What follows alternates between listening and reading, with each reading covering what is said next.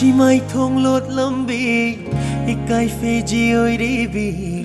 Ikai Fiji oi rebi Shamlani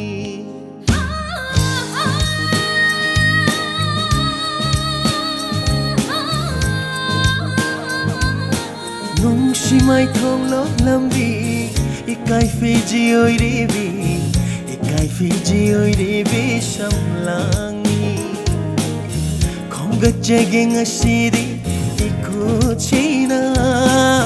yang jage thamoy sinang penba